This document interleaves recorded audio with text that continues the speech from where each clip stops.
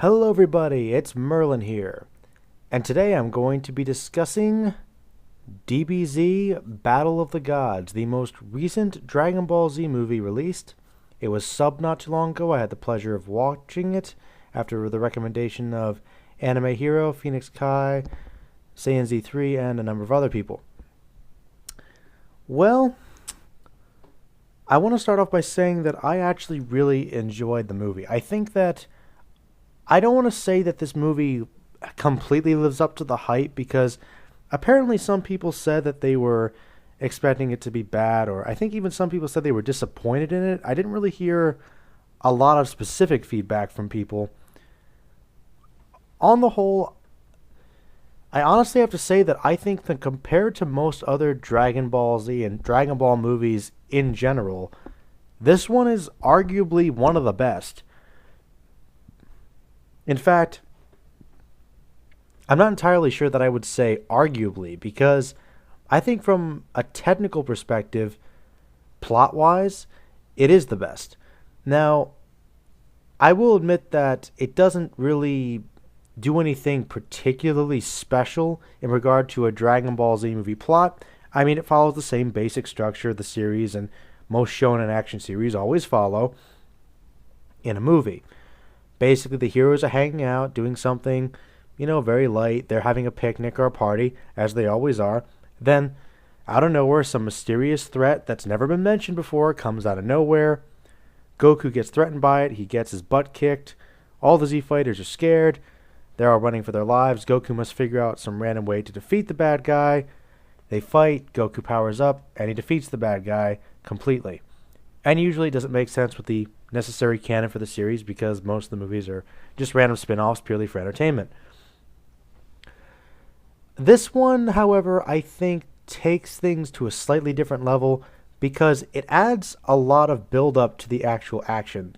The thing is, besides the main plot, we have several side plots that go on, and because it's taking place actually within the canon of the series after the Buu saga, it's like the writers of the movie realized that at this point the power levels and the things that these characters can do with them are so ridiculous that they kind of have to make fun of it. So it seems like the movie is almost self-aware. However, it actually does work pretty well with the mythology of the series that's already been established throughout the anime and the manga, which I think is honestly kind of impressive. One thing that the movie does right is that the villain of the movie, unlike most other movie villains, we actually get to spend some time with him before the action, learn things about him, and really get to experience his personality and his perspective. So he's a little more fleshed out and better written of a character than most other movie villains are because we have more time with him.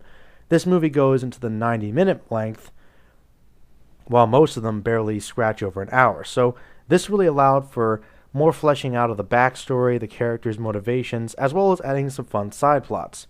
Now, the movie takes place some years after the defeat of Buu, and basically, as usual, King Kai realizes that there is a new threat that's emerged, and it's apparently a very old one, of course, never been mentioned before. And apparently, there is a dynamic force within the universe. Apparently, the ultimate gods beyond the Kais are two forces: the god of destruction, the god of creation.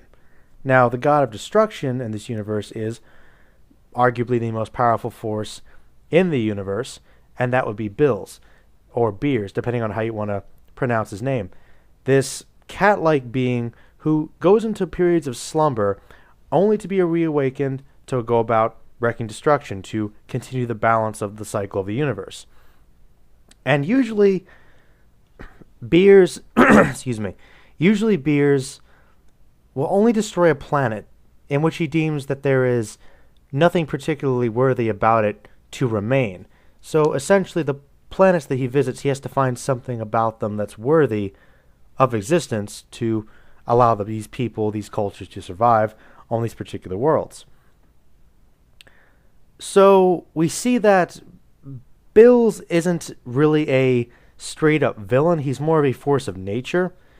Though there is a flashback when he visited Planet Vegeta showing him basically forcing King Vegeta to grovel before him that he was a threat, and he's a devious person, to be sure. However, we see that he's kind of got a sense of humor and a sense of fairness as the story goes and the plot unfolds throughout the movie. In addition to this, Goku, of course, after discovering there's a really new powerful opponent, gets really excited about it and decides to initiate the conflict. And he does at full Super Saiyan 3 strength, and he doesn't even injure Bills at all, and the God of Destruction takes him out in 2 hits without breaking a sweat. So obviously there's a whole new power gap that's beyond comprehension. So after apparently discovering something about the legend of a Super Saiyan God, supposedly, which would be someone who he could have a decent fight with, much like other villains previously, Bills decides to go to Earth to seek out the Super Saiyan God and see if any of the Super Saiyans that are residing on the planet can give him this challenge. And he learns rather quickly that no one there presents it. The only people close to that are, of course, Goku and Vegeta, but they can't really do anything about it. So, really in taking a different strategy, Goku has to try and stall Beerus by allowing him and his assistant to discover all the wonderful aspects of Earth, particularly the food there. And it is the food, primarily, which prevents Bills from attempting to destroy the planet because it turns out he loves Earth food. But he basically establishes that if anything about the Earth irritates him, he's going to destroy it. So it's kind of this funny little balance of action and comedy as they have to try and figure out decent ways to prevent Beerus from destroying the entire planet. And it's actually kind of funny, because at the time, instead of crashing the party, in this case it's Bulma's birthday, Beerus actually decides to join in and interacts with all the different characters. Now, one cool thing about this movie that I liked is that there is a number of little side plots that I think are kind of paying homage to earlier chapters in the Dragon Ball story. Namely, apparently at some point, Emperor Pilaf and Shu and Mai, his henchmen, had achieved finally collecting all the Dragon Balls and gained the wish, and he wished for youth. So, oddly enough, he and his henchmen are now children. So it's kind of, once again, that Akira Toriyama wit as they kind of reflect upon that and say, well, what's the point of having world domination if you're going to die at some point and get old? So it's kind of funny that they have to go searching for them again. And kind of taking another stab at humor from the series about how easy it is to attain the Dragon Balls, they're holding a kind of competition at the birthday party where the ultimate prize is the Dragon Ball. Rather, all the Dragon Balls gathered together. So Pilaf is attempting to break in and steal the Dragon Balls. Meanwhile, Trunks kind of stumbles upon this plot and actually sort of falls for Mai. And that's kind of awkward because Mai is like a 40-year-old woman, at least by this point, but in the body of, say, like a 10 or 12-year-old. So there's this kind of funny little aspect being dealt with as well. So that's a fun little side plot that's going along with the major side plot. And that kind of fleshes things out. And, well, of course, as you'd suspect, Bills eventually gets kind of ticked off and initiates a final conflict, and Vegeta and Goku tangle with him, and it turns out that there is no way to defeat him until it is discovered that there is a way to tap into the Super Saiyan God form, so to speak. And this is probably one of the most convoluted things ever. I kind of like it because it sort of is a different way. It's a little more clever way of gaining a new form of power, which isn't just, training under certain circumstances or getting really angry, which they've used over and over again in Dragon Ball Z. And basically it was this theory that I believe it was 6 Super Saiyans, if they channeled their energy together into one being, they could create the Super Saiyan God form. However, these 6 Super Saiyans had to be pure of heart, which apparently was the reason that the Super Saiyan God form, this God, which is essentially a really, really powerful ultimate Super Saiyan form from millions of years ago, was created because there were so few Saiyans that achieved this level of power with positive energy that the remainder of the Saiyans were primarily evil. I think that's kind of a lazy way of basically saying that the Saiyans were evil because of some mystical hocus pocus, instead of just saying that they were kind of a warrior-like society whose morals got kind of shifted the wrong way. They were basically bad people. I always kind of thought it was fine that the Saiyans were basically evil. Maybe not all of them, but what they did was basically bad. So I think this was kind of a weird move. I didn't think it was completely necessary. Still, it was kind of a cool way around it. And of course, the primary Super Saiyans all gather together and channel the energy into Goku, but it's kind of an interesting way of introducing the fact that Pan is now pregnant, because since there are only 5 Super Saiyans there, they used the unborn baby, who would, I guess, eventually be a Super Saiyan, theoretically, channel that energy into Goku. So it was kind of a cool way of revealing that. And that was an interesting little plot twist as well, with Gohan not knowing he was going to be a father. So that was kind of a cool little bit of character development and interaction that I liked. So Goku, of course, achieves this great Super Saiyan form and has a really awesome battle with Bills. However, ultimately, it's still nowhere near enough, as Bills is still several times more powerful and ultimately is able to defeat Goku without much trouble. I mean, they have a good fight, but ultimately it's still just Bills not really taking the battle too seriously. So in a really different turn of events, the movie ends with Goku basically losing the fight. However, because of the inspiration that he gives Bills, the fact that he's so determined to keep fighting and reach new levels of strength to defend the people and the planet that he loves, in the combination with the food, I'm guessing, gives Bills this idea that Earth is essentially worth saving and it's worth sparing. And he basically says that because of Goku and the fact that he's so impressed by it, and his love and devotion to Earth, as well as Goku's strength and determination, he decides to leave everything and say, you know what, I'll give Earth a pass for now, and then eventually I'll come back and maybe see if things are still worthy and I might destroy it later. He also gives Goku some relevant information that there are in fact multiple universes, each with their own gods of destruction, so it of course could possibly lead to more sequels. I think that's fairly interesting, and it definitely leaves possibility for more movies and, from what I understand, more manga chapters. So it turns out that all the fandom of Dragon Ball and Dragon Ball Z has really, really been strong. And that's one of the great things about this series and the story, is that despite the fact that the manga and the anime in Japan ended, some 15 years or more, ago, and the anime over here ended about a decade ago, the fans both in the East and West of this series, this franchise, love it so much. There's so much good in this series, so much to like about it, so many positive elements and attributes, that people really are responding well to it. People want more, and that's what kind of finally released, after years, a decent full-length anime movie. I think it's really, really taken a really long time to get one. And if they can produce more movies of this quality, I definitely think want to see more of them, and I really, really hope that they do. That being said, there are a couple negatives to the movie that I do want to address, just because I think it deserves a little bit more in-depth analysis and response to me, because being a fan of the series, I have obviously seen many plot holes, inconsistencies, and just things that are underdeveloped and simply bad. And admittedly, that's part of what makes the series interesting.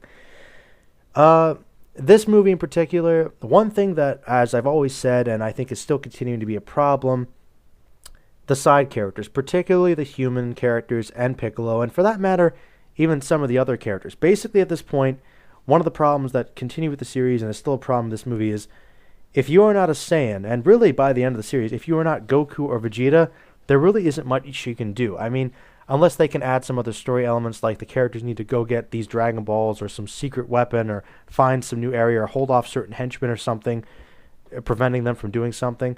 There really isn't a whole lot for these characters to do if it's just one big bad guy fighting everybody.